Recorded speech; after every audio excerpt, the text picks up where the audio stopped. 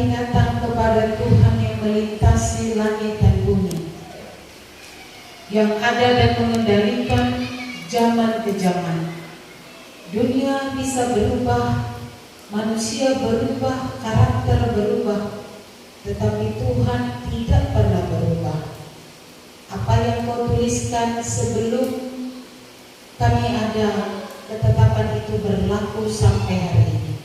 Bahwa orang yang mengasihi Tuhan, mencintai Tuhan, berjuang lebih mempercayai firman Tuhan daripada dunia ini, janji-Mu berkat akan turun. Tetapi kalau ada orang yang menghina, mengejek keadilan Tuhan seperti Yerebeam, kami juga saksikan hukuman Tuhan terjadi. Ya Tuhan Yesus, kami ada di sini siang hari ini sengaja mempersiapkan ibadah ini sebagai salah satu bukti bahwa kami mentaati Tuhan, menyadarkan diri kami bahwa dalam hidup ini ada Tuhan yang harus kami hormati, ada Tuhan yang harus kami taati. Berkatilah kami, walaupun mungkin di seluruh banyak sekolah anak SMP gak mungkin tertib, tapi kami mau mengatakan kami siap untuk firman-Mu dengan hati yang tertib. Dalam nama Yesus, nama yang berkuasa itulah kami akan bicarakan firman-Mu. Amin.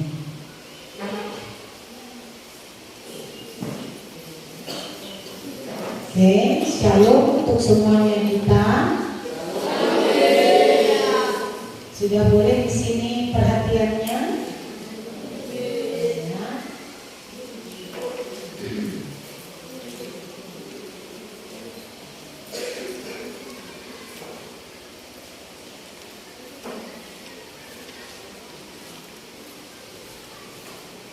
Kita akan lihat satu video ini, ya.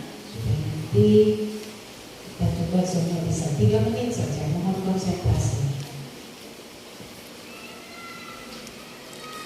Cara untuk mendapatkan firman Tuhan, ucapkan kalimat itu. Together, 1, 2, 3. 5 cara mendapatkan firman Tuhan. Yang pertama, mendengar. Yang kedua, membaca. Yang ketiga, mempelajari. Yang keempat, menghafal. Yang kelima, merenungkan. Dari sini aja, 2 baris. Jadi 2 baris, 1, 2. 2, 3 ya. 5 cara mendapatkan Ke depan mukanya, ke depan. Normal saja. 2, 3 ya. 5 cara mendapatkan firman Tuhan. Yang pertama, mendengar. Yang kedua, membaca. Yang ketiga, mempelajari. Yang keempat, menghafal. Yang kelima, merenungkan. Good job. 3 baris, 2, 3 ya.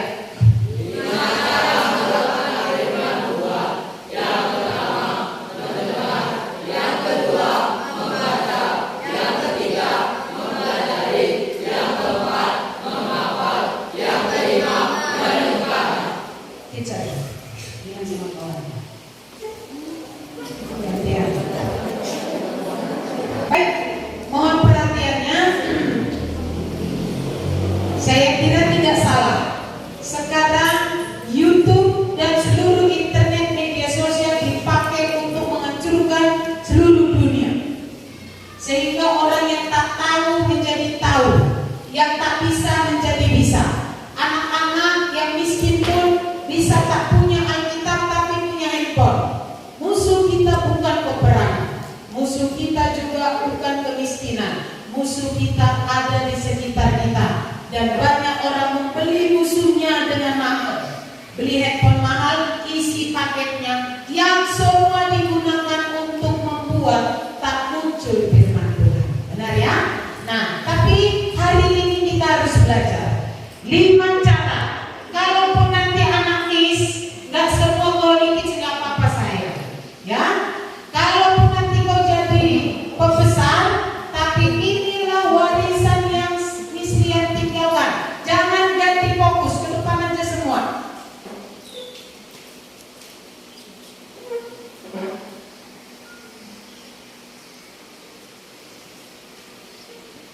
Buat video ini, di share videonya Saya berdoa, Tuhan, saya mau dapat 1000 subscriber. Semalam baru dibuat, hari ini sudah mencapai 200. Saya harap kalaulah tidak keberatan, apalah salahnya mau putar itu subscribe bagi sama orang. Kan juga kita sudah membagikan firman Tuhan. Videonya cuma 3 menit. Daripada kita bagi SW orang kepada yang lain, daripada kita scroll semua TikTok, ya scroll lah 3 menit. Ya, kalau kamu butuh bayar paket 3 menit itu, gak apa saya akan bayar. Tapi bacalah itu, simpanlah ini. Kalau nanti istilah udah di sorga pun, saya gak berutang budi lagi sama kamu. Khususnya yang kelas 9. Kalau ada kelas 9 nanti gak masuk surga, saya tidak punya hutang lagi. Kami sudah sampaikan Injil selama beberapa tahun di sini, tapi kalau ada orang yang tetap berkeras hati tidak bertobat, berarti kamu sendiri akan menanggung hukuman akibat dosa. Jelas ya? Nah, sekali lagi saya ingatkan, kami tidak berhutang lagi atas nyawa saudara. Sekolah ini seperti kesaksian Kak Catherine, kalau pengetahuan ekstrakurikuler di mana-mana ada. Benar ya? Tapi berita tentang keselamatan, bahwa ada kehidupan setelah kehidupan ini hanya ada di sekolah ini. Dan kami sudah sampaikan dengan segenap, tinggal bagaimana kita merespon ini, dan nanti semuanya kita berharap bisa memperoleh keselamatan. Tapi kalaupun ada yang belum, masih boleh lanjut. Itu maka tadi diajak Kak Catherine kenal ya. Kak Catherine ini kan tinggalnya di Kejuan. Itu tuh samping puskesmas. Nah, mama papanya di sini. Ya, tapi puji Tuhan, dia menemukan Tuhan, menemukan dirinya. Wah, kalau MC dan kemana-mana sudah. Ya, hari minggu lalu sudah mengikuti ITBK, ngambil di Universitas Sumatera Utara. Ya, kita doakan kalau bisa menang masuk, kalau nggak masuk doanya satu lagi untuk kuliah di Jepang. Nah, jadi orang-orang di Kejuan juga bisa kok menjadi orang-orang cerita Jepang gitu loh, cerita Korea bisa. Ya, jangan terkecil hati, jangan tidak bermimpi apa-apa. Kita semua harus punya cita-cita yang besar. Amin. Baik, satu firman Tuhan. Tema hari ini kita akan belajar tentang reformasi gereja. Apa itu reformasi? Reformasi artinya adalah terjadi satu perubahan atau perbaikan dari yang biasa-biasa atau yang kurang baik menjadi lebih baik. Terjadi perubahan. Nah, ini ilmu sejarah. Belum dipelajari di kelas 7, 8, 9. Tapi sejarah kekristenan ini perlu juga ditangkap dan diketahui oleh anak-anak SMP. Tanggal 31 Oktober setiap tahun diperingati sebagai Hari Reformasi. Hari apa? Coba bilang hari apa? Reformasi. Tanggal berapa? Jangan nggak tahu. Pertigaan jangan nggak tahu bilang reformasi ya. Reformasi artinya terjadi perubahan dari yang tidak baik menjadi baik. Beda.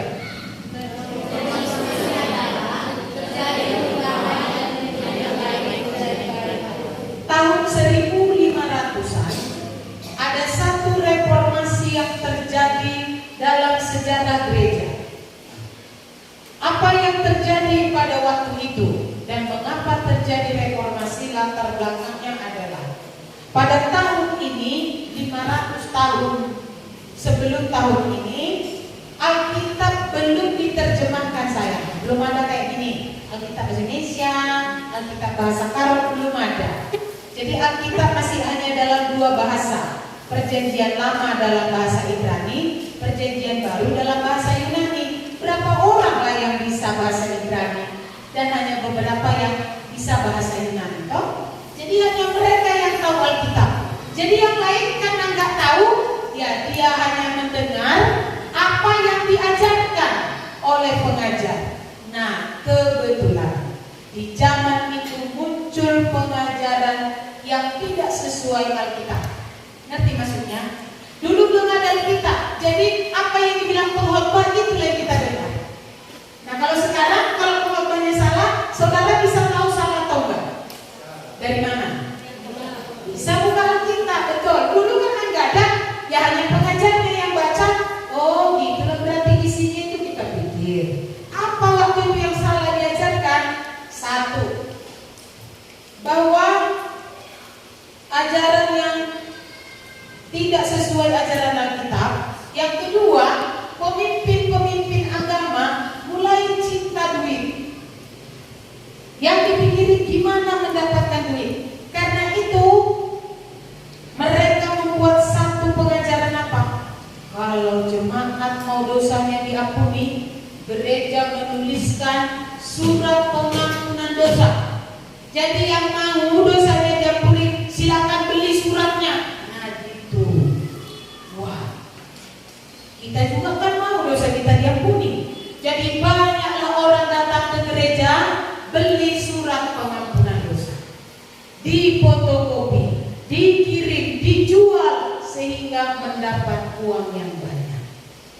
Nah, inilah sejarahnya sehingga kekristenan menganggap bahwa pengampunan dosa itu bisa dibeli, bisa dilakukan sendiri. Nah, seandainya pengajaran itu datang hari ini bilang bahwa kalau dosa mau diampuni kita beli surat dari gereja, kira-kira apakah kita setuju atau tidak? Masih respon lah, setuju atau tidak? Tidak kan? Ini tidak. Sudah sini? Kenapa? Kenapa nggak setuju beli surat pengampunan dosa maka dosa bisa diampuni? Tidak ada dicatat di Alkitab. Yang lain?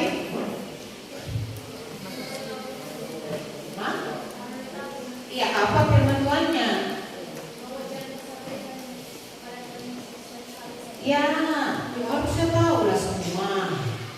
Ya kan? Kita pasti bilang, oh enggak, kami enggak akan beli surat. Kenapa? Mana ada hubungannya surat dengan pengampunan dosa? Dosa hanya bisa diampuni oleh siapa? Nah, bisa tahu kan? Karena kita sudah belajar. Nah, gitu ya. Itulah maka muncul satu tokoh yang keren ini. Namanya Martin Luther. Lihat fotonya. Martin Luther berdiri, dia nggak diam. Ini kalian saya tanya, apakah membeli surat pengampunan dosa kita bisa diampuni? Tidak. Tapi kita diam dong. Kalau ada orang gitu ya kita diam aja. Memang kita nggak setuju, tapi dia. Si Martin Luther nggak begitu. Dia tahu orang-orang bilang dosa beli surat dosa diampuni. Dia langsung berdiri. Siapa itu Martin Luther? Martin Luther ini seorang teolog, orang pintar, pandai dalam hal firman Tuhan. Dia juga seorang pastor, profesor. Nah, tuh. Bukan hanya pastor, profesor pintar. Dan dia seorang penulis berkebangsaan Jerman. Dia menulis 95 tesis karya tulisnya. Dan waktu gereja mengajarkan bahwa beli surat dosa diampuni, dia berdiri menyatakan protesnya. Itulah maka disebut Protestan. Kenapa ada gereja Protestan? Artinya Martin Luther memprotes ajaran yang disampaikan bahwa dosa diampuni karena beli surat pengampunan dosa. Apa yang diprotes dan bagaimana Martin Luther memprotes? Dia memprotes ajaran itu, bahwa ajaran itu tidak benar. Dia memberitahu bahwa dosa tidak diampuni karena beli surat pengampunan dosa. Dosa tidak bisa diampuni oleh karena kita rajin ke gereja. Apalagi tak rajin gereja yang sudah pasti lah. rajin pun dapat belum tentu ke sorga. Dia mengungkapkan satu ayat. Kita lihat Roma 1 ayat 17. Mari kita membaca bersama-sama. 2, 2, 3 ya. Sebab di dalamnya yang bertolak dari iman dan menyebut kepada iman. Seperti ada yang tulis, orang benar akan hidup oleh iman. Ini yang benar dia bilang. Orang benar hidup karena iman, bukan karena perbuatan, bukan karena punya surat pengakuan dosa. Iman yang membuat orang selamat. Iman apa? Dia tulis besar-besar di pintu semua gereja. Yohanes 14 ayat 6. Sama-sama membacanya. Yohanes 14, 2, 3 ya.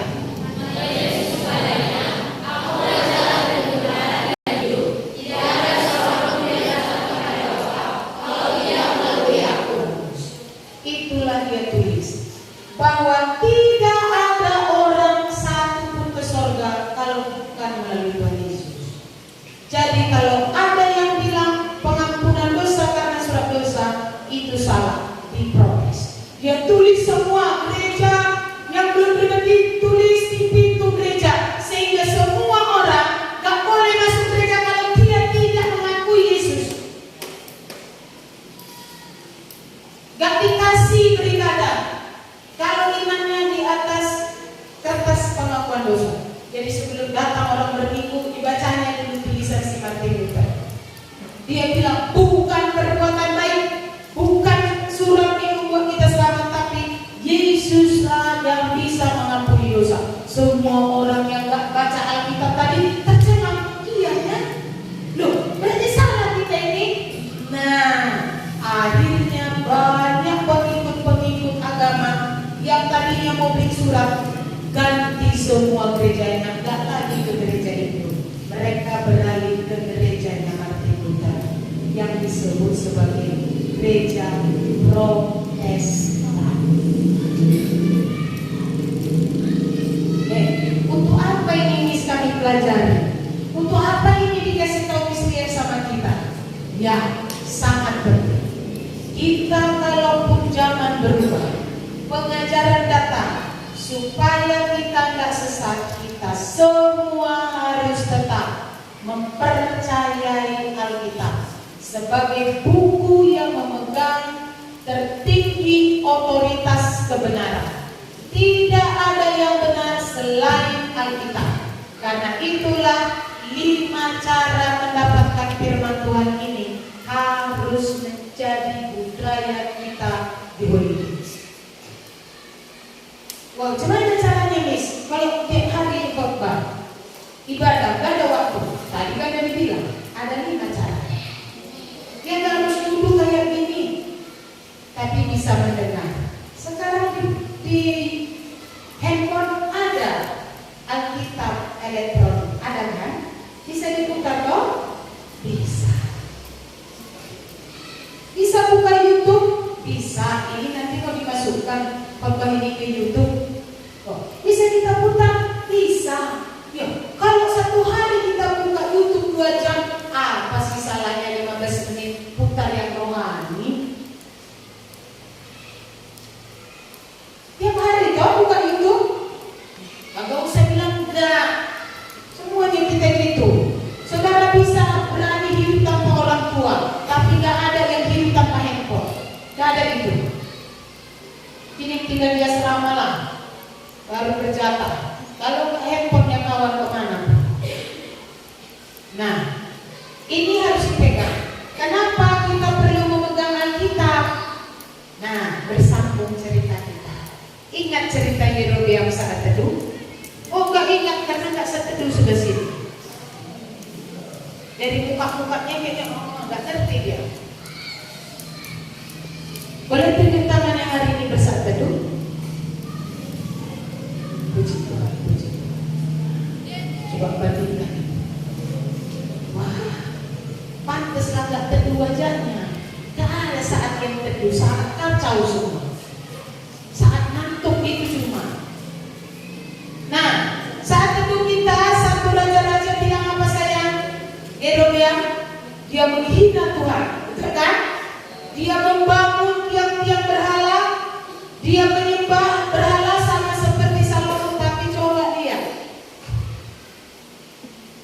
Diam aja Tuhan. Karena tindakannya tidak. Siapapun kita yang menghina Tuhan, siapapun yang tidak percaya kepada Alkitab, siap-siap akan di bumi hanguskan oleh Tuhan. Jadi kalaupun mungkin coba ini anak amati ya. Kalau ada pertemuan banyak orang Kristen situ, giliran berdoa dibuat doa apa?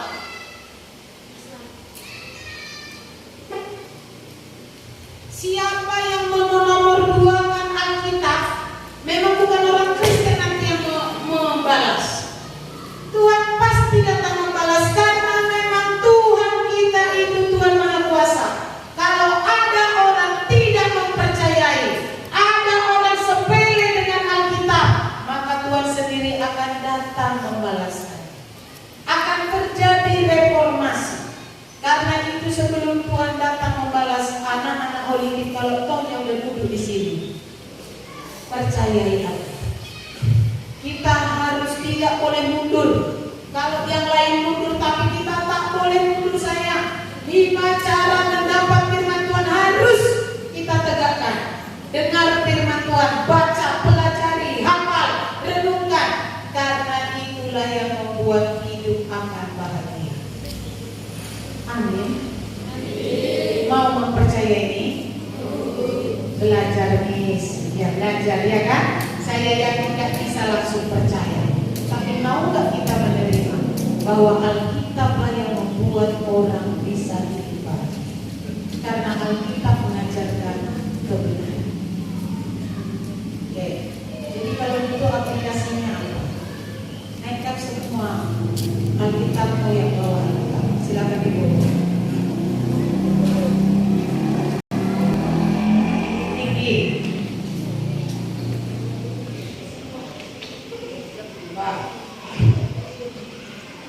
Nah, udah mulai kendor dong?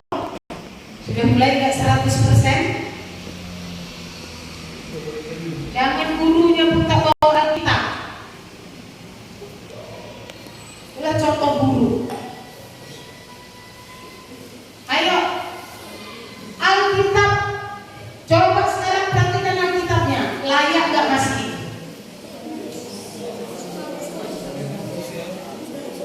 Ini buku mata pelajaran paling berharga. Buatlah paling cantik. Jangan paling jorok Alkitabmu. Arti ayam lumpurlah, keroaklah, telanjanglah. Coba. Bagaimana kita bisa ke surga? Alkitab kita nggak punya. Alkitab kita paling jelek. Coba lihat agama tetangga kita. Kalau kita sucinya gimana dibuat? Bawahnya pun sopan ya kan? Gini bawahnya. Kalau lagi najis nggak berani dia pegang. Kenapa saudara dan saya sembarangan Alkitab? Bisa dibawa kolong kursi kau taruh Alkitab. Pakai otak tadi. Jadi aplikasi apa? Junjung tinggi Alkitab. Semua siswa SMP harus punya Alkitab saya. Gak punya handphone gak apa-apa, gak punya pacar justru gak apa-apa. Satu yang gak boleh gak punya apa itu? Gak punya mahal Alkitab. Toh mana lebih mahal Alkitab atau handphone? Mana lebih berharga bagi kita? Jujur kamu. Kalau tinggal Alkitabmu balik kau ke rumah? Kalau tinggal handphonemu?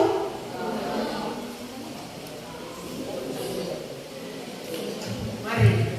Kalau kita nggak menghargai Alkitab kita semua bahasa Koreanya keren.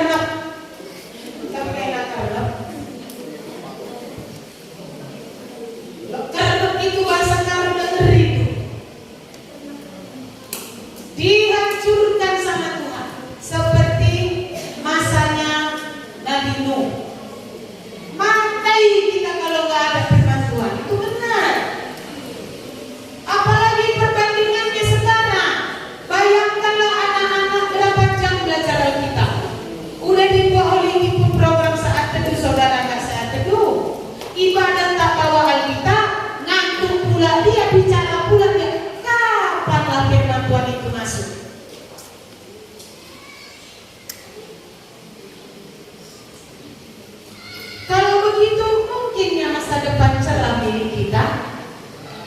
Apalagi anak kita, kita aja gak beres hidupnya, mungkin nanti keturunan kita beres? Gak mungkin. Karena itu semua kita, ini aplikasi. Sekali lagi, diperiksa nanti statusnya semua. Jangan kendor. Semua siswa wajib punya Alkitab, bawa setiap kali ibadah kita. Setuju? Kasih jempolnya. Dua, letakkan Alkitab gak boleh sembarangan saya. Coba lihat. Coba dulu mulai sekarang ya. Kalau selama ini kan Alkitab, mana Alkitab? Jadi jawabin Alkitab saya. Dapatnya tidak sepatu. Naktak-naktak perlu meja. Terus ininya pikirnya udah bergulung semua. Nah, kita diberkati Tuhan kalau kita suci kita perlu kita jaga. Beli Alkitab paling kecil, kalau ada tiang Alkitab segini itu perlu kita beli. Saking malasnya bawa Alkitab itu. Jangan marah kalau Tuhan malas memberkati kita ya. Kalau boleh Alkitab diizinkan sementara segini. Kebesaran itu segini. Ada kan Alkitab segini ini pun kalau ada masih dibeli ini. Suka sini, yang udah kalah bela kita. Bawa Alkitab kok bela sih? Reformasi. Kita rubah. Kalau bawa Alkitab itulah cowok paling keren, bilang yang cewek. Kalau bawa Alkitab itulah cowok paling keren. Nah, paling maco. Paling maco. Kalau nggak bawa Alkitab berarti bukan cowok. Kalau bawa Alkitab berarti bukan cowok. Gak usah ditaksir cowok yang malas bawa Alkitab. Sekarang laki-laki bilang, cewek idaman, cewek yang selalu bawa Alkitab. 2, 3 ya. Cewek yang idaman, cewek yang selalu. Nengok ke sana, mau ke sini di sini. Sana cewek ke sini. Lagi 2 ya. Cewek idaman tuh cewek yang cinta Alkitab. Cewek yang idaman tuh cewek yang cinta. Seperti ada di sana seperti yang kuat-kuat bilang namanya.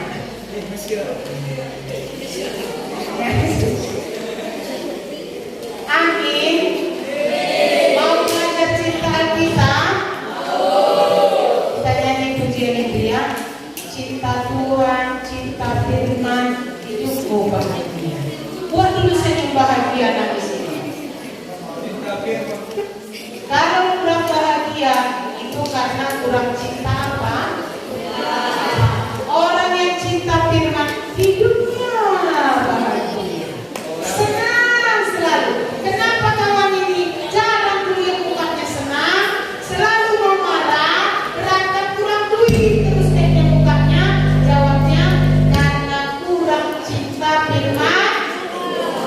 Yang mau bahagia cinta firman nyanyinya bagus. Ayo kita mau